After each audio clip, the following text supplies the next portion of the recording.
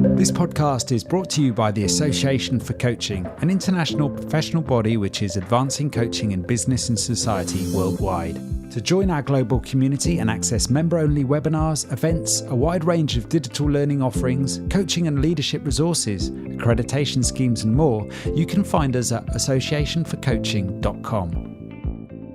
Hello, I'm Rob Lawrence and I'm your host for this Boost Your Coaching Business series.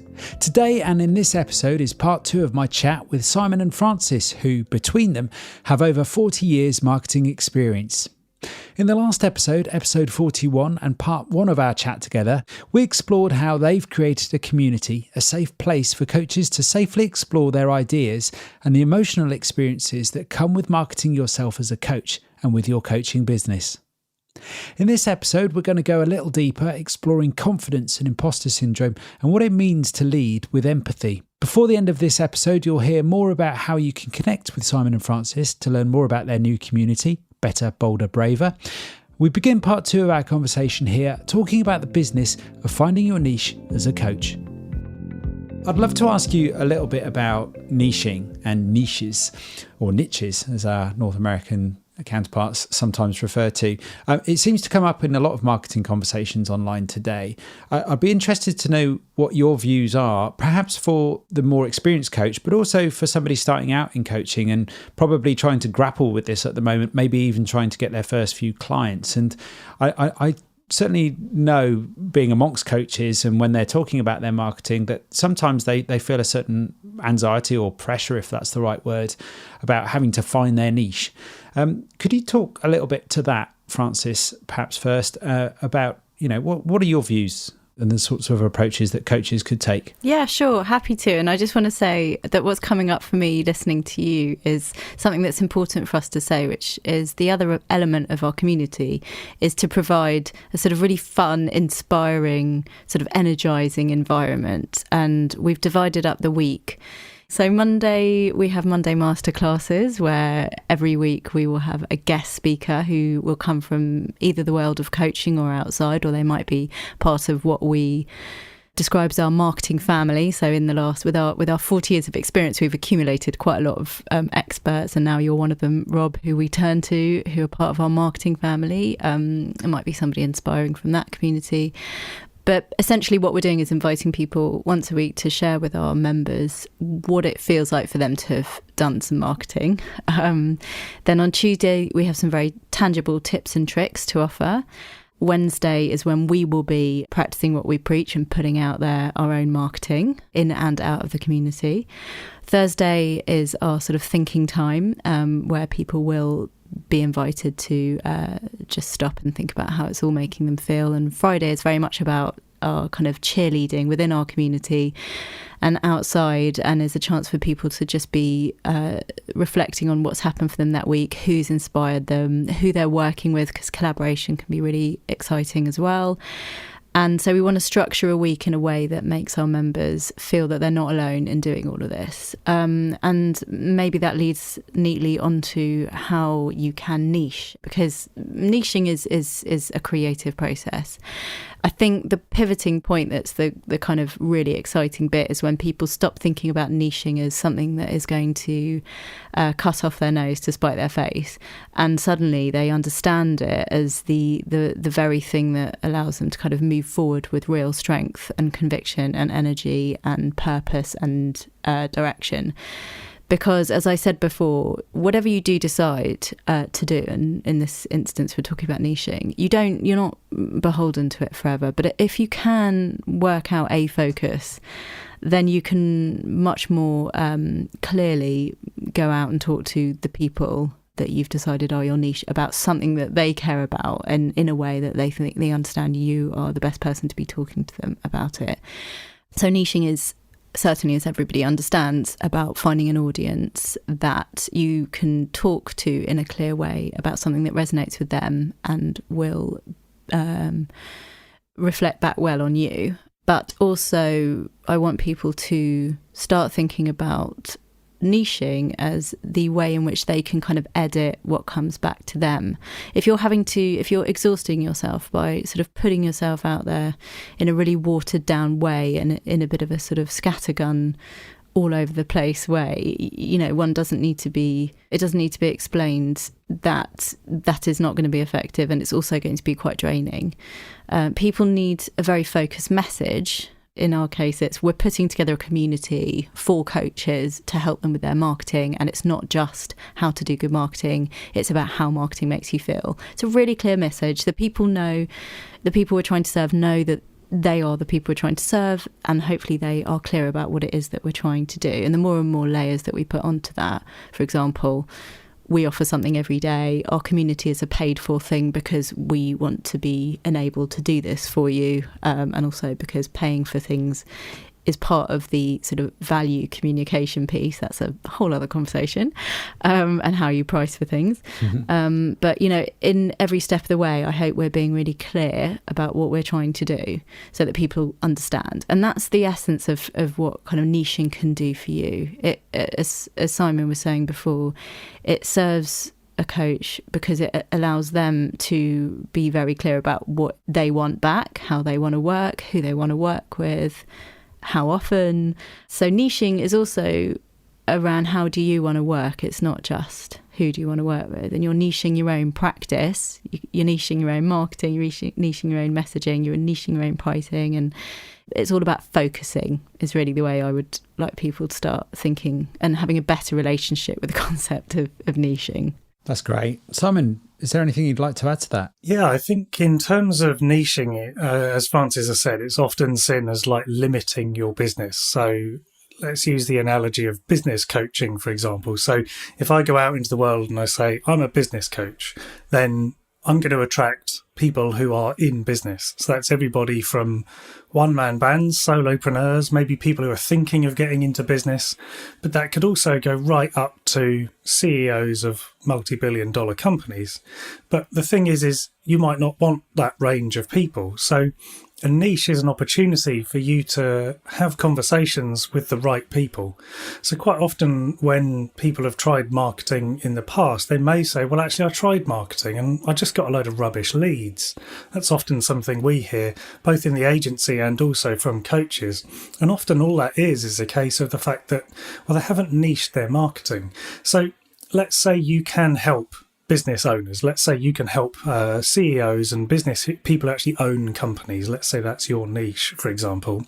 Then you can clearly signal that actually if you're starting your own business, then you're not really the right fit for me as a business owner coach. And also, if you're a financial director of a large company, also I'm not for you. So a way that you can use niching is to make sure that your messaging is bringing you the right kind of conversations. It's bringing you the right kind of contacts. Now, it may be that actually in a few years' time, you think, do you know what? I think I can actually work better with financial directors. So I'm only going to coach financial directors now. And then you can just change your messaging and you can start to talk to financial directors. So you can then find a whole load of situations that financial directors might find themselves in and say, and this is where the empathy-led marketing thing comes in, because you can then say, look, I understand where you are at the moment. I understand you've got this problem. I've helped people in the past solve these problems and get to where they want to be. Do you want to join me? And I can guide you to where you want to get to. So niching is really just an opportunity for you to get way more specific and targeted with your marketing messaging. It doesn't mean that you from then on will only work with that niche forever and ever. It just means that in this particular moment, when you're doing marketing, you're saying to the world, I would like to speak to the kind of people who think like this or do these things or identify in this way. And when you put that out to the world, then you will find that those people will feel very understood and seen and heard. And they'll come back and say, hey, I read your article on this specific problem that CFOs have, and I have really been struggling with that. I'd love to have a conversation about it. And at that point, you don't have to spend ages trying to explain what you do or why you do it or the value you're delivering, because they can already see that. They can already hear that from the messages you're putting out there. So the conversation you're having, rather than trying to explain and justify your value, it's more of a, okay, talk me through the process and when can we start? Yeah, some great stuff in there. And 3 lessons I just picked up immediately, even though there was far more to it. First thing is, I love this idea, Francis, that you mentioned there of actually thinking about focus. So when I hear the word niche, I could be thinking about focus. And that can also not only apply to who I'm trying to reach, but also how I'm working within my own coaching business or coaching practice as such. And perhaps related to that, a point you made there, Simon, which is about it's an opportunity to be more specific and actually narrow down and perhaps ask ourselves, what don't we want? And excluding that stuff and to help us focus on what we do want. And the third thing that I picked up on there is also it's not set in stone. This is, we're evolving, our marketing ought to evolve with us, and perhaps our niches too. Yeah, absolutely. I think there's definitely this sort of mindset that once you've chosen your niche, that's it, and you can never change from it. And I think it's that thing of, well, your niche isn't your market. Yes, you may work in the market of manufacturing companies, or you might work with people who are getting divorced, or you might work with parent and children coaching. There's loads of different areas. Obviously, that is a market. Coaching is the market, and then you can go niche in. A good thought exercise that we use on the program is, if I was to say to you, imagine I can get you into a room with all of the people you're currently thinking are your ideal clients. So you imagine now you've got 50 people in a room that all sat down looking at you thinking, right, okay, you say you can help me, let's hear about it.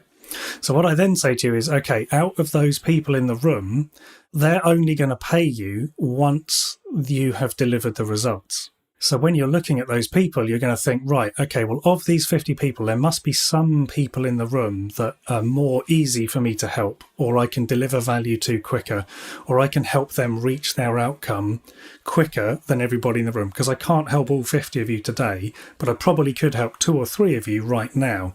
So who would it be in that room that you would select to help with, considering if in this thought experiment that you wouldn't get paid till you delivered the results? And just going through that thought process can help you identify your niche, because it can help you narrow down a group of people to the people that you can really help the quickest and the most effectively first. Brilliant thought exercise there. And I see how that could immediately bring up some new ideas for someone looking to perhaps reposition themselves from a marketing perspective, and also perhaps refine their messaging.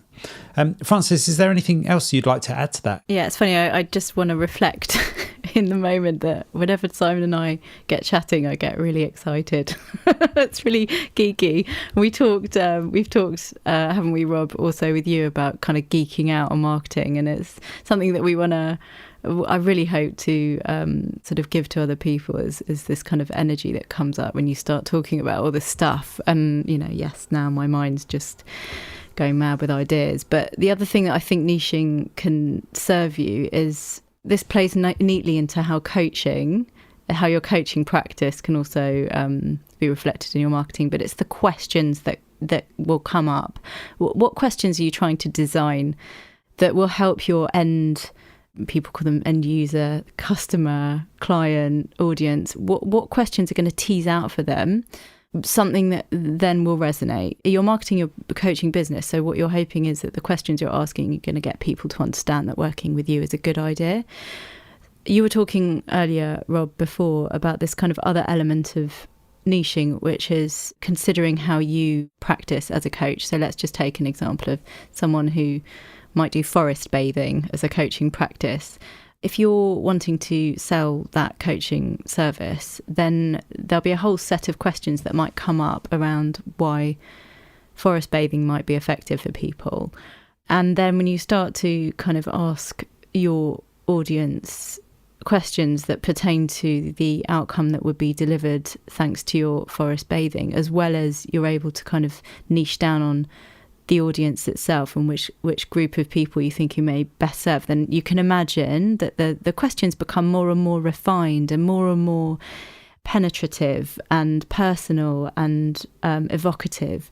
And so I would just say to coaches that when you're thinking about niching, you're also thinking about the set of questions that you want to have in your bank of things that you're going to be putting out there in your marketing. And we've talked again and again about how marketing is a conversation and not standing on a soapbox. And so much of what coaches are brilliant at doing is putting out questions. And I hope that makes people listening to this pivot their appreciation of what marketing is. It goes from shouting on social media about something and then worrying about who likes it or what they're saying or whether they're sharing it or whatever. But instead, what you're doing is serving a load of questions to people. And the interaction that you get back is not just a kind of nominal like or tag or whatever.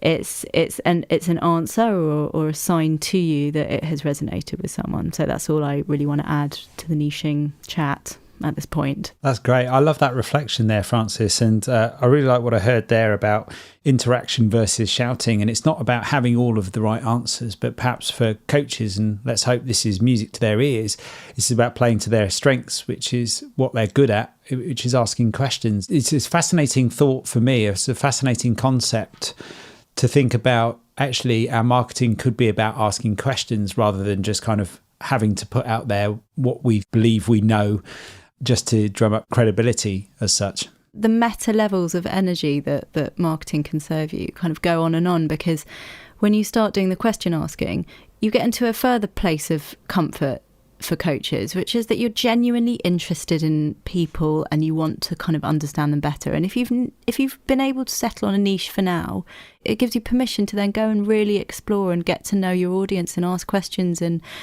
all of us want to really get to know people. If you've got too many people to look after, if you're at a party and you're just bouncing around from one person to the other and making sure everyone's catered for, then you sort of end up at the end of the night a bit exhausted. Whereas if you have the chance, because it's not your party, or, because you just decide that what you're going to do is have a really good conversation with one or two people and you really get to know them, you're just going to feel so much more rewarded at the end of the evening. And then you'll probably have a better sense of how to continue the conversation with that particular person or people like them after that interaction. And I think that's another thing that, I just want to offer coaches. We want to offer coaches.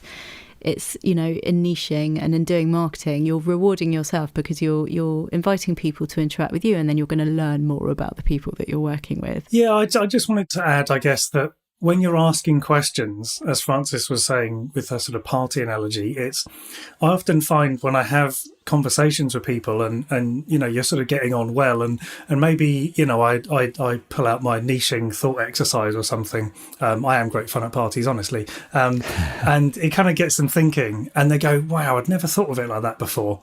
And you can see that light bulb moment go off.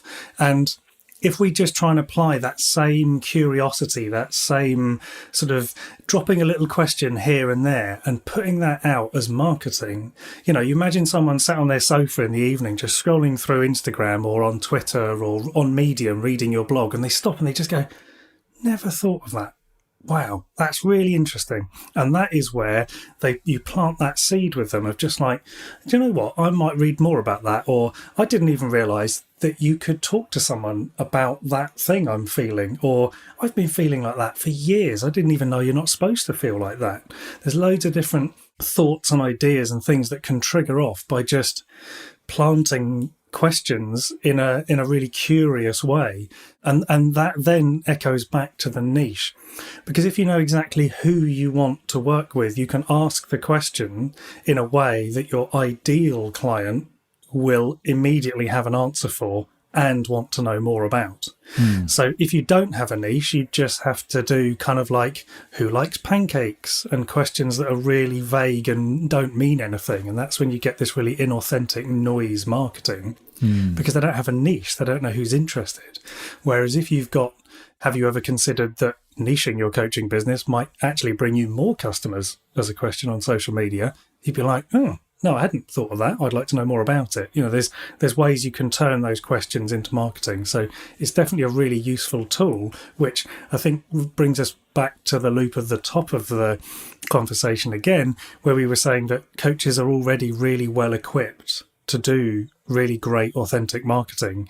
It's just about empowering them to find the tools in which to turn what they've already got inside them into marketing. And I guess what I was also hearing there, Simon, is it's about finding the right tools for you as the coach as well, because there are many tools out there, and perhaps some of the struggle, as I see it, is actually trying either too many tools or perhaps the wrong tools for the wrong job, if you see what I mean. Yes, and I think it's definitely something that I've seen, obviously, from a agency marketing experience. There are a lot of tools, and there are a lot of tools that are specifically designed to relieve small business owners of money in the promise of results. And that does sound a bit cynical and a bit, maybe someone who's been in marketing too long. But, I've been on the calls with the tools where they're telling you how to sell it and telling you what to say to business owners to get them to spend money. And I've had business owners come to me saying, we've spent thousands on Facebook ads, on Google ads, on all the different ads. I spent thousands on this and thousands of that and it didn't work and things like that. And I think the tools out there, it's very easy to think you're doing the right thing. And I think as soon as you step back a little bit and think, okay, this is where I want to get to, this is what I want this to achieve, is this tool going to help? Then yeah, there are definitely tools out there that are really handy and you can spend good money on. You can invest heavily on ads once you've got the formula working. I'm not saying they don't work, but that kind of idea that there are very powerful tools that can expand your reach, can educate, entertain, inform your clients without even really needing to necessarily transact on a money value. If you just want to share some knowledge out there on social media as well as attract clients, there's definitely tools out there to do it. So I think from experience, we can certainly sort of help you see some tripwires that are out there and some obvious traps that people fall into in the sort of more murky end of marketing. But I think also it's just, how do you use authentic messages on a platform that's designed to distract and interfere with people's attention? It's like, how do you use that in an authentic, meaningful way? Yeah, and I'm curious to know, what are your thoughts around that without going into perhaps too much detail there? But I know you both talk about an ethical approach to marketing. Maybe that's a fit also in response to that. Yeah, I mean, something that I developed over the last few years is this empathy-led marketing methodology. And that essentially is how you can structure messages and conversations, but leading from empathy. So it starts really with the questions and putting those questions out. And I think it's partly about grabbing the attention of people who maybe don't even know that they've got a problem or an issue that they might like to read more about or learn more about.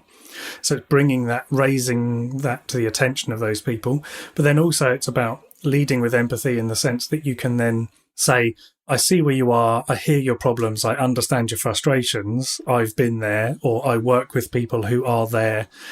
And then you're essentially revealing to them that there is a journey that they can go on, that they might like to join you on, that will get them to a place that they want to be in. And that's where the authority comes in, because you're not boasting, you're not on the soapbox saying, look at me, I'm the best coach. You're simply saying, I've got this path that I take 2 times a month or 4 times a year or whatever it is. And I take some people with me and we go on this journey and we work through this process and then we end up over here. And then you're just inviting them to come with you and say, if you want to come with me, this is how you get involved with me on a business level. So when you combine the empathy, the authority and the story together, then you can take those messages out onto any platform, really. You could put that out as Facebook posts, Medium, email, Twitter, all of any of the platforms. There's no point listing them all, but you get what I mean. Podcasts, for example, great one. But I think really the key is, if you're not leading with empathy as a coach, it becomes very hard to not just be, I've got a coaching program, it's $199.99, sales end in 6 hours, click here now, and it all feeling a bit murky, unless you're sort of leading with those questions and conversations. Francis, any thoughts on that? Loads, obviously, Rob. Yeah. One thing I want to just add is that I really like something called the Ethical Move, which is an organisation that kind of unites people wanting to do marketing in an ethical way, and you sign up for a pledge. And so, for example, just to follow on from what Simon was saying, the concept of what they call charm pricing, which is to say $29.99, one might like to just commit to rounding up numbers for the sake of just saying it's actually 30 quid. And, here's why it's 30 quid. Here's the outcome that we're serving to you. And I love the idea of getting people to stop thinking about pricing for their time and to start thinking about the outcome that they're serving. And I've done a lot of work. We're part of a community, by the way, also called the Happy Startup School, which is where Simon and I met. So definite sort of nod to that here. And my coach, who's one of the founders of the community, is someone that I've talked to about the sort of ethics around marketing, because it's really important to me. And something that kind of came up in a conversation recently for me was how actually some of the mechanisms within marketing are definitely murkier, as Simon was describing, than others. And then there are some that are quite interesting. So for example, if you're saying to somebody, it's one thing doing a sort of arbitrary countdown to stress people out, and it's another thing being transparent about, you need to sign up by this point. So to give you an example, Simon and I have just announced that we are looking to have 50 founding members of our community join us. The amount that we're charging, which we've asked people for some feedback on, we understand to be sort of quite a bargain at this point, but that's because what we're also looking for is frankly to have 50 people that are going to really help us shape what it is in the early days. Clearly we have a hope that we can sort of charge a bit more for it because we think it's worth more, and it needs to be sustainable for Simon and I. But at this point, we've priced it according to what we need back as well. But I'm just trying to be transparent about our own thinking and our own approach to sort of how we go about marketing what we're doing. So also we have, we should say that in addition to the sort of day-to-day activity within the community, if you're in the community, you qualify for being on. We'll talk more about this in due course ourselves, and there'll be more information coming at you in our own marketing. But to tell you now, Rob, and the Association for Coaching Community, we have a course that we're devising, and in fact I'm very pleased to say, invited to be to host a signature program for the AC in 2022. Now there'll be a point at which one needs to sign up for that, because then the thing will start, and that's just fact. So there's marketing that's just clear and says, if you want this, you need to sign up now. And that's not sort of clickbaiting and countdowns or false scarcity, all of which you can read more about on the ethicalmove.org, and which is not our thing. I'm just bigging it up because I cheerlead what it stands for.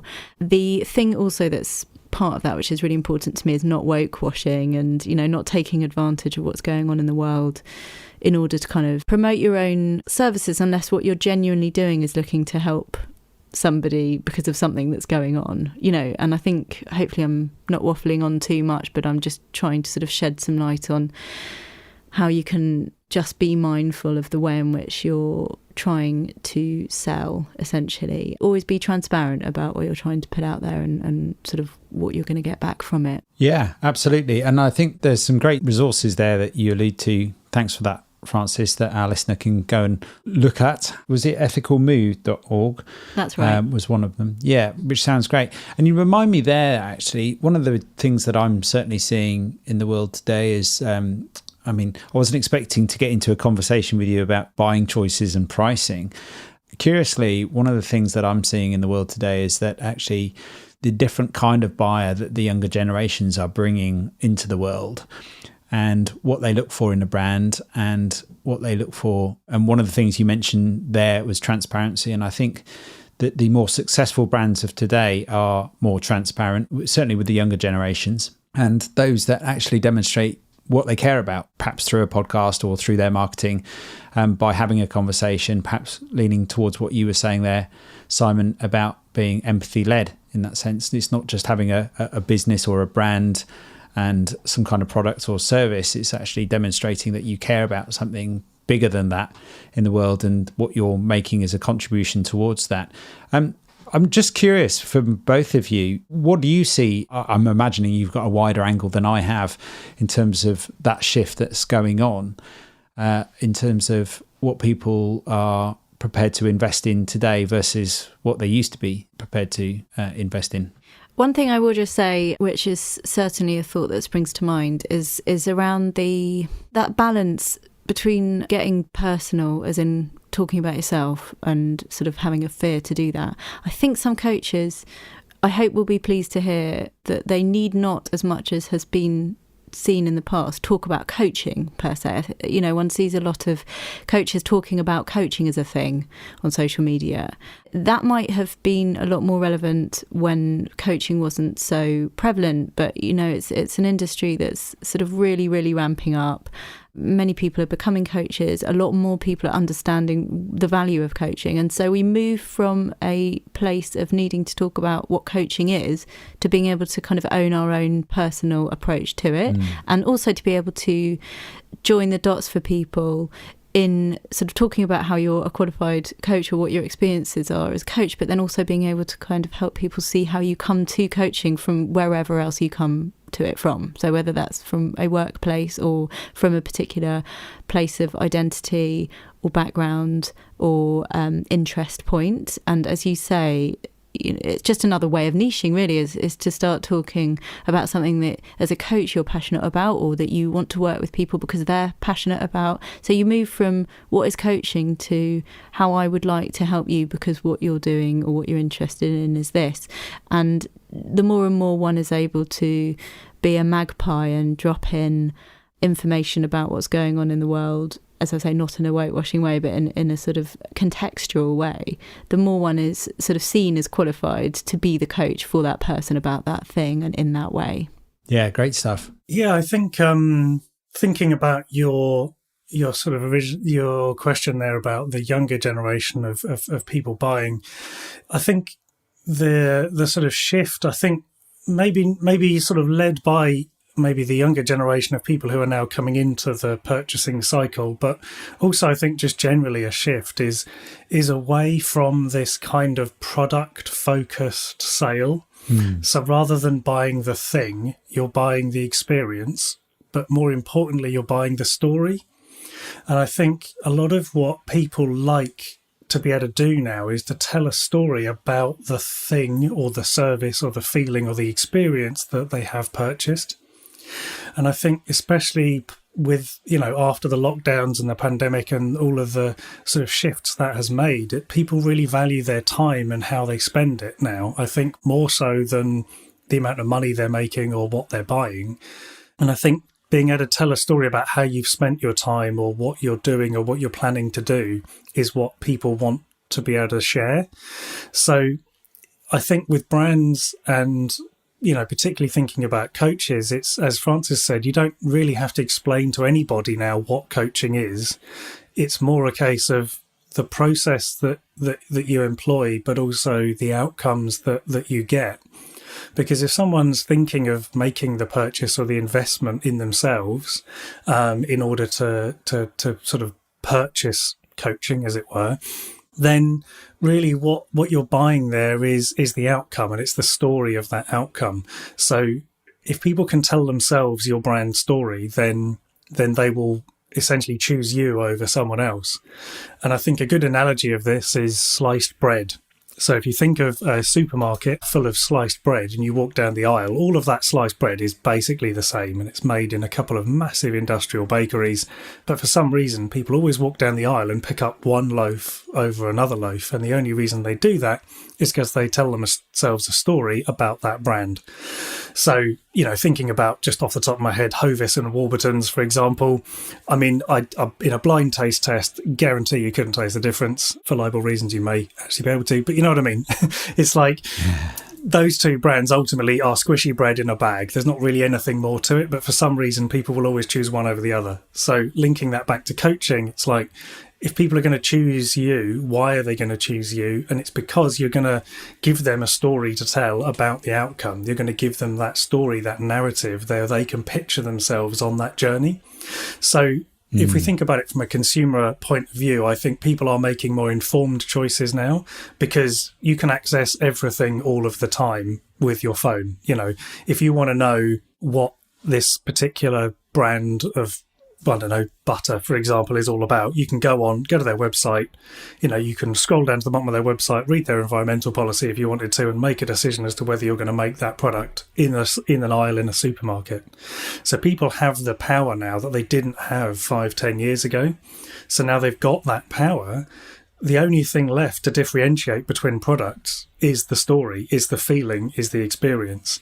So I think, that's really a shift that I think all businesses are going to need to make, is how do you feel after you've used the product? How do you feel after you've worked with you? And how do you want your clients to feel after they've worked with you?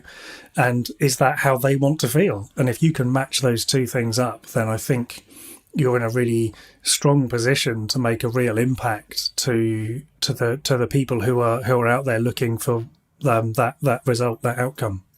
That's some great stuff there. So what I was hearing there from you, Francis, was we don't really need to be talking so much about helping people to understand coaching. And from you there, Simon, it's more about actually talking about the story, the feeling, the experiential side of the service, perhaps in our own unique way, that's going to help people make some decisions about perhaps working with us. And I think that's really exciting too, because I can imagine there are some unique opportunities for coaches to share something quite special to help them find their people and the right people for them to work with. I think, also what we want to offer is that we can be structured about this. We're all about emergence, and we're all about these bigger picture concepts, which hopefully are resonating with everyone listening. But the other thing that we want to do is sort of contain this within a structure. And in fact, Simon is the expert here in being able to articulate what we call the marketing journey. And we look to kind of get people to understand that there is a journey to go on from a starting point, and that sort of meandering and rambling about is really useful, but we do have a direction that we want people to kind of be going in with this. And then I've mentioned that we have a self-service course, and also we have an accelerator program, which it might be possible now for Simon to just give you a quick overview of, because I'd like for people to be left off with a sense that we do provide space for big picture emergent thinking, but we also help people to focus. So I would hand over to Simon at this point to articulate the marketing journey, if I may. Yeah, I think the marketing journey is something that is at first maybe feels a little bit daunting, and obviously that is something we're dealing with. So we start off with that mindset piece around, well, what is it that we're trying to do? Where are we trying to go? And then we look at the client. So who do we want to work with? But also, we've touched on this as well, who do we not want to work with? Who just isn't the right fit for us? Then we look at packaging that all up into something that actually the client can understand. So it's about understanding the outcome that the client wants to get to. And then essentially structuring our service, our product, if you will, into something that they can actually buy, and crucially something that they can understand in their language that clearly articulates to them that they're going to get to the outcome they want. Then we look at how we build that into messaging that you can take out to your audience with questions and content that answers questions they might have, but also gives them some knowledge, gives them some things to think about. And then what we do is we structure all of that into a journey that you can then take or invite your customers to join you on. And I think one of the key sort of takeaways from the journey is that we help you position yourself as the guide, not the hero. So quite often in marketing, people will position themselves as the hero. So I'm the best at this, or look at me, I'm this, and look at our business, we're the best at doing this. And I think that's why coaches sometimes feel that marketing materials isn't written for them, because they don't want to be the hero. They want their client to be the hero. And that's what we help coaches do, is to position the client as the hero, and you're going to be the guide that's going to get them to where they want to be. So that is what the journey section is all about. And then that in turn forms the plan of, okay, well, you can make this content and take it out to these people, and you're going to get them to go here and do this thing. So it sort of covers everything from the mindset to the client to the message to the product to the map of how you're going to get your clients to join you on that journey, and also just to become clear about the outcome that you're helping your clients achieve and how you're going to articulate that to them. That's brilliant. Thanks so much for describing that, Simon. Before we wrap up, I've got a couple of questions I'd love to ask you. Perhaps now would be a good time to share with our listener where they can connect with you and learn more about Better, Braver, Bolder. So in terms of where you can find out more, you can go to betterbolderbraver.com. And you can join, at the moment, you'll be able to join the waitlist when we launch. And if you're listening to this after we've launched, then obviously you can just go to the website and click join, where you'll be able to join the community. And then within the community, that's when you'll be able to learn all about the other things that we're going to be doing down the road on our journey. So as Francis has mentioned, there'll be the self-service element of that, but there'll also be the accelerator element of that. And we will obviously be putting that all on our website later on. And also we'll be talking about that a lot more within the community. Great stuff. And what's the point where it all switches on, Simon? What's the date for that for our listener? So 19th of July, 2021. Brilliant. So if you're listening to this before that date, then you can join the waitlist. And after that date, you can simply join up. Absolutely, yeah. And if you join the waitlist, you will get the email a couple of days early, so that the people who have registered their interest early get to get first dibs on those membership slots. Brilliant. Great stuff.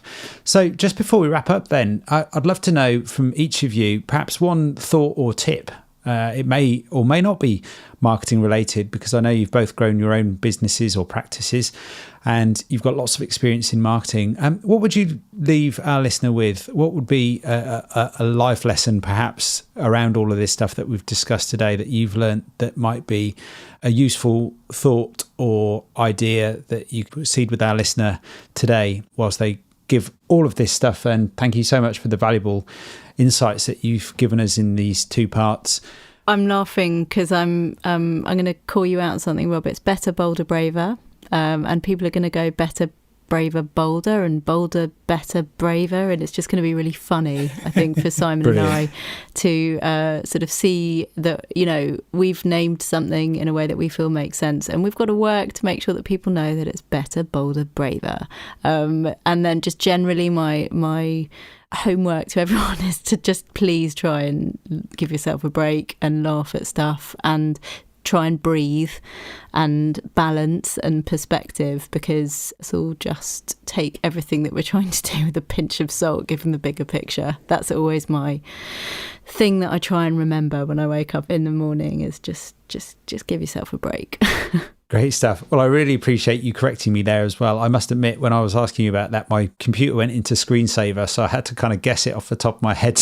I really appreciate you correcting me. I won't go back and correct it now, though, so it's set in stone in this recording. So that's brilliant, and great advice there, and a lovely tip as well. I just love this idea of having a community that's supportive, that people can share their emotions and their feelings in terms of what they're feeling, what they're going through as they're experiencing their own marketing journey in the context of their own life journey, I suppose.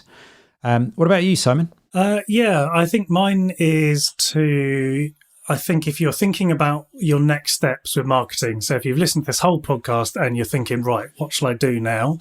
I think the best thing to do is find a quiet space, sit down and just think, what is in it for the customer or for the client? What are they going to get out of it? So when they're sat on their sofa or they're sat in their office or wherever you picture your ideal client sitting, what is it that they want to get out of this? How do they want to feel? How do they want to be? What do they want to do? And then just talk about that, because that really is what everybody wants to buy. It's what everybody wants to know more about. So I think that would be my takeaway, is to just think, you know, from your client's point of view, what's in it for me? That's great. Thanks ever so much for sharing that, Simon. Can I add another one? Yeah, go for it. So horses for courses, like not everything is for everyone. Something that we haven't mentioned, in addition to the fact that we have a website, is that we're on every single social media platform, because, you know, we have to be, right? But that doesn't mean you have to be. You can certainly find us in the usual places. What we're trying to do is provide stuff for people to digest in a place that makes them feel happy. So, for example, LinkedIn is my happy place. Facebook is not my happy place. I find it quite noisy, and my mind sort of gets really confused and I forget what it was that I went on to do. And it's very difficult to explain why and the science behind it, although Simon certainly will be giving people a sense of the science behind it in the community.